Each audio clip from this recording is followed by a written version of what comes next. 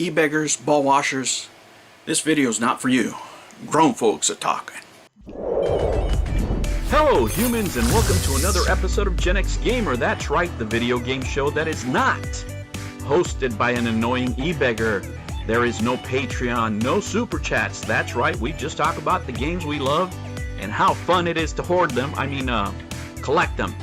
Now, with that said, let's get ready for the show. On today's episode, this show is intended for mature audiences only. Viewer discretion is advised. Hello humans, and welcome to another episode of Gen X Gamer. Today we're going to have some adult talk. Let's talk about these console launches during the pandemic. The conversation around these consoles is interesting to say the least, right? And I don't want to engage here in what's been going on in the past. I invite you to have an adult conversation with me with the perspective of what it takes to launch a console successfully and what is success, right? And I want to put this year in perspective, right? Because there's hits and misses all the time when launching a console, right? We can go back and let's look at this in a bigger picture through time, because as an older gamer, I've seen this over and over again, right? You might think that every console launch was successful. And the fact is, some of them weren't. Some of them had a lot of problems, right? Some of them weren't as successful as they would want them to be. The Turbo Graphics, that packing game. I remember a kid, whatever his name was, in Turbo Zones. I hated that. I just, no. That was a shit game. I'm sorry. I know people today talk about it like, oh, it was, if you went to this, no, it was crap. I'm sorry, I don't like that game. Right? And neither did a lot of people. It actually hurt the console having that as the pack-in game. We all know it should have been Bach. That would have been a system seller, It would have done a lot better, over time. I remember the NES, the original NES, guys. I remember buying it and working through the whole summer for $3 an hour and like 43 cents I used to make, something like that. And the console cost me $139 plus tax. And getting that console and putting Robbie the Robot together and thinking, what a piece of shit. This is not an arcade experience, right? The game was boring. It sucked. Thankfully, there was better things to come along the way. If you remember the Genesis. Genesis had Altered Beast as a pack-in. Most people in my neighborhood, everybody that would get the game would get it with that first pack-in game, Altered Beast, and it was good, but it was very short, right? You needed something else, and it was almost like you felt chipped, like, okay, what, how many times do I have to beat this game, right? And we could go down the line. When it comes to this generation, let's look at the consoles objectively. It's something that's not usually done. Let's look at the missteps, okay? The missteps. Number one, there is not enough outrage. The outrage that I think should be placed on these two companies for what they've done with the machines at launch and what they have allowed to happen in the market. At the end of the day, they only care about selling the consoles, selling them out. They really don't give a shit if you buy them, if your friend buys them, if scalpers buy them. They don't care. They just want to sell them as soon as possible. Because as we know, they actually lose money on making the consoles and they make it back on the software end. And they didn't protect the consumer at all. Both Sony and Xbox were completely guilty of this. And I don't see the anger from people. At least the anger that I feel, for example. I don't see it out there.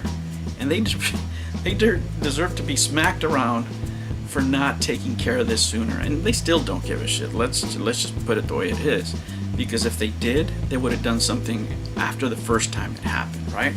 And they don't get enough criticism for that. Let's start with a PlayStation. PlayStation, I would say, is the leader right now. I think everybody can say, yes, it's the hottest console at launch. It doesn't mean it's without its problems, right? We already have controller drift issues, which is a quality issue. And this is a multi-billion-dollar experiment that they're running here, because it's going to cost them a shitload of money if this thing goes south on them. Number one. Number two, the form factor. Come on, I mean, it looks like the two towers from the Lord of the Rings. It's not what we really expected. This form factor is not really what we wanted, right? But it plays the games well enough. Is there going to be a redesign?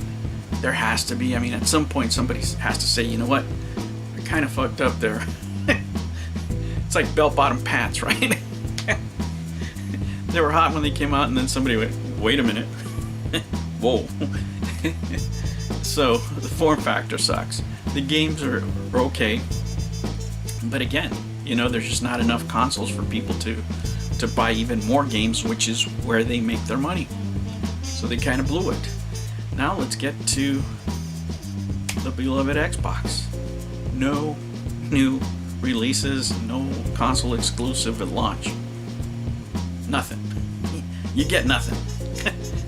That was a fuck up for sure. The other thing is, your controller is last generation. You changed it a little bit, but not really anything new. Sony ate your lunch, and that's why you're number 2. With all the praise that I give to the Xbox, you blew it. You blew it. You know, I mean, you just didn't do. You just didn't follow a better pattern. Are they going to come out ahead in the end? Probably, with the Game Pass and everything else, the different things that they're doing. You can't do everything 100%.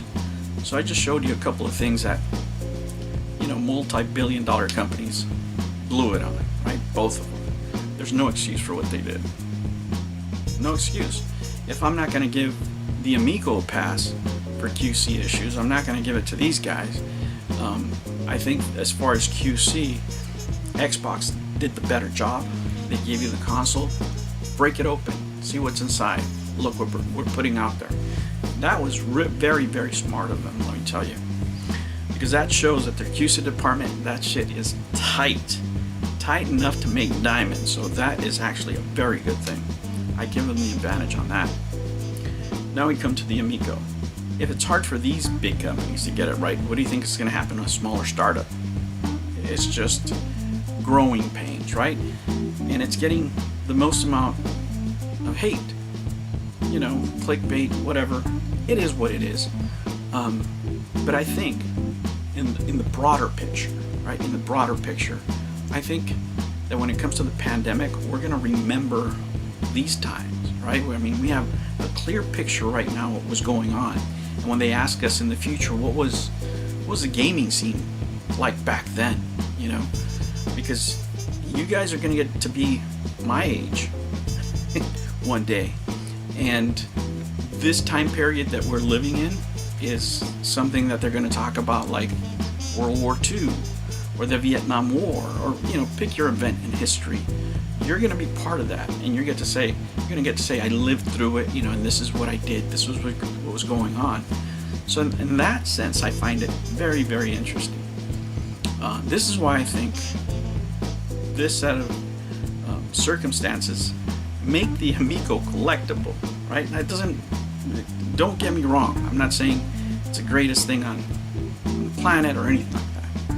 It's just one more reason that I think that the variants are going to become collectible, especially if it doesn't succeed. But with that said, I think we're in a great place, man. We're in a great place in history as far as video games. I say just, you know, sit back, look at the whole picture, be objective, and see what you can gather from this, right? That's what I do. You know, I look at things in the perspective of the whole of video game history, I guess you would call it, where I see some of the things repeating themselves, right? I see quality issues, right? I see, because remember, who else had quality issues? The Switch had quality issues at start. let's not forget about drift. They suffered from drift also. So it's very normal. It's very normal. In industry, just like in Wall Street, you can do many things, right? There's things that you can do to succeed. You can be smarter, which is very hard. You can be first, or you can cheat. Those are the three things you can do. And we've seen that in video games, all three, right? But most companies choose to be first. And when you choose to be first, that's when you run into quality problems. And that's what you're seeing here. That's what you've always seen, a rush to be first. Is that going to change in the future? I'm guessing not. All right, guys, I'll catch you on the next one. Take care. New videos every Monday and Sunday. Thank you for joining me on another episode of the Gen X Gamer. Remember to like and subscribe, click that notification bell, and remember, never ever be afraid to be happy. I'll catch you on the next one. Take care.